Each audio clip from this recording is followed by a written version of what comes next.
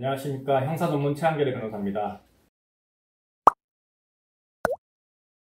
얼마 전 어떤 의뢰인께서 성매매를 하다가 걸렸다라고 연락이 오셨습니다. 그분은 성매매 초범이면 기소유예라고 하시면서 재수없게 걸렸으니 간단히 의견서를 작성해서 제출해달라고 부탁을 하셨습니다. 저야 수임을 하면 좋지만 그 의뢰인의 태도가 너무 마음에 안 들어서 정중하게 거절을 했던 적이 한 번 있었습니다. 성매매를 처벌하는 법률에 대해서 위헌 의견이 굉장히 많이 있습니다. 걸리면 재수가 없었다고 너무 쉽게 생각하시는 분들이 있습니다. 그래서 제가 오늘 성매매 처벌법이 무엇인지 한번 말씀을 드리려고 합니다. 우선 성매매 처벌법의 역사부터 한번 제가 말씀드려 볼 건데요. 2000년도 9월경에 전북 군산시 대명동 성매매업소 집결지에서 발생한 화재로 5명의 여성이 희생되었습니다. 우리 사회에서 성매매와 성산업 착취 구조, 인신매매에 관한 경종을 울린 사건이었죠. 이후 전국의 많은 성매매 업소가 쇠창살을 뜯어내고 잠금장치를 바꿔서 겉으로는 감금과 감시가 없는 것처럼 보였지만 1년 6개월 만에 인근 군산시 개복동에서 유흥주점 간판을 내걸고 버젓이 성매매 영업을 해오던 업소에서 화재가 발생해서 20대 여성 14명이 희생되었습니다. 겉은 유리창이었지만 건물 내부는 베니어 합판으로 위에 벽지를 막은 벽이었고 방에 있는 작은 유리창조차 판자로 막힌 그런 공간에서 여성들은 힘들게 버텨오다가 화재로 생을 마감하셨습니다. 그 뒤로도 부산 완월동, 광주 송정리 1003번지, 서울 하월곡동 등 많은 성매매 산업에 종사하시는 여성이 화재와 또 다른 폭력으로 살해당하거나 희생되는 사건이 되풀이되었습니다. 수많은 여성의 희생 끝에 우리 사회에서는 성매매 산업에 종사하는 여성들의 삶이 개인 문제가 아닌 사회 구조적인 문제라는 것에 대한 공감대가 생겼습니다. 그 결과로 2004년도 9월 23일 성매매 알선 등 행위의 처벌에 관한 법률, 약칭 성매매 처벌법이 처음으로 제정이 되었습니다. 물론 성매매 처벌법 시행 이전에도 당연히 성판매자와 구매자 모두 처벌 대상이었습니다.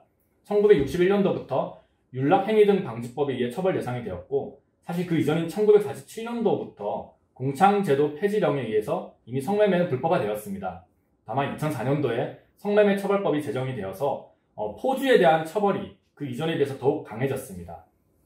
다음으로 성을 매수한 사람에 대한 처벌이 어떻게 되는지 한번 간단하게 말씀드리겠습니다.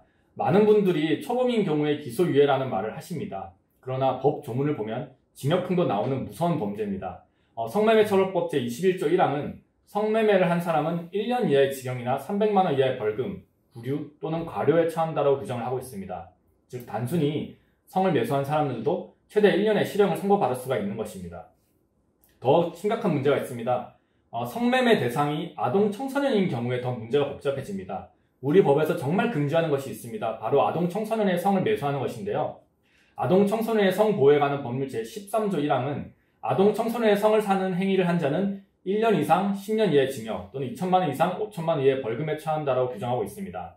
그리고 아동 청소년의 성을 사기 위하여 아동 청소년을 유인하거나 성을 팔도록 권유한 자는 1년 이하의 징역 또는 1천만 원 이하의 벌금에 처한다라고 규정을 함으로써 실제로 성매수가 이루어지지 않은 경우, 즉 미수범도 처벌하고 있는 것입니다.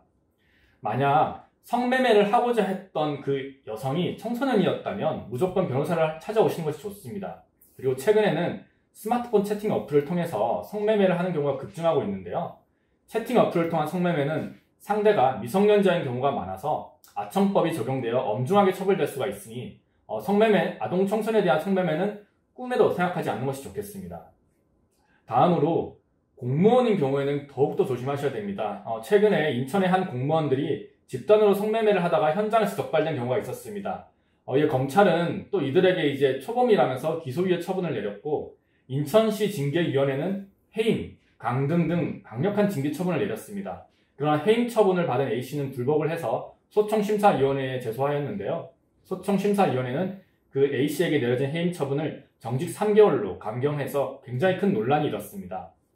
공무원이 성매매를 하는 경우에는 만약 검찰로부터 기소유예 처분을 받는다고 하더라도 법령 준수 의무, 품위 유지 의무 위반 등을 이유로 파면, 해임 등 중징계 처분이 내려질 수가 있습니다. 즉 공무원인 경우에는 공직사회에 대한 신뢰의 저하나 일반 국민들에게 끼칠 악영향을 고려를 해서 보다 중한 처벌이 내려지고 파면, 해임 등 중징계가 내려질 가능성이 있기 때문에 주의를 해야 됩니다. 특히 성인 대상 성매매는 만약에 벌금형을 받는다고 하더라도 공무원 임용 결격 사유에 해당하지는 않습니다. 그러나 미성년자가 성매매를 한 혐의를 받아서 그 형이 확정되면은 무조건 공무원 임용 결격 사유에 해당하므로 특히 주의하셔야 됩니다. 이 법에 대해서 위헌이냐 합헌이냐 많은 의견들이 있는데요.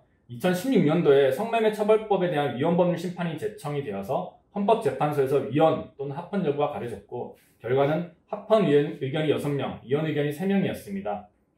위헌 의견도 물론 일리가 있고 비논리적인 것은 전혀 아닙니다. 그러나 저는 성매매 여성들의 인권 보호를 위해서라도 금지를 계속하는 것이 맞다고 봅니다.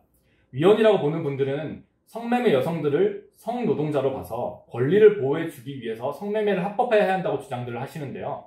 실제로 성매매를 합법화한 외국의 사례들을 보면은 전혀 여성 권익이 증진이 되지 않았고 그냥 성매매만 활성화시켰다고 합니다. 그리고 일부는 성매매가 없는 사회가 어딨냐, 고대서부터 있었고 근절을 시키지 못한다라고 주장을 하시는데요.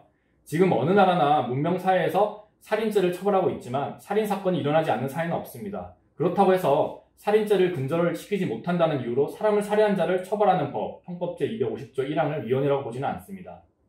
국가가 어떤 불법 행위를 합법이라고 선언을 하는 것은 윤리적이지 않다고 봅니다. 무엇보다 인간의 몸은 거래 대상이 아닙니다. 이런 점을 분명히 말씀드리고 싶습니다.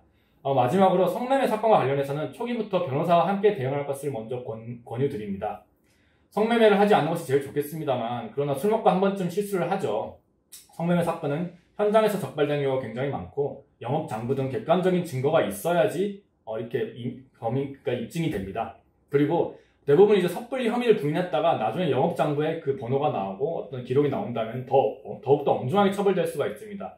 특히 공무원의 형사처벌 위에도 중징계 처분으로 인해 가지고 큰 불이익을 입을 수가 있기 때문에 성매매 사건이 문제된 경우에는 초기부터 다양한 성매매 사건을 다뤄본 형사 전문 변호사의 도움을 받아서 적극적으로 대처하는 것이 필요합니다. 지금까지 형사 전문 최한결 변호사였습니다.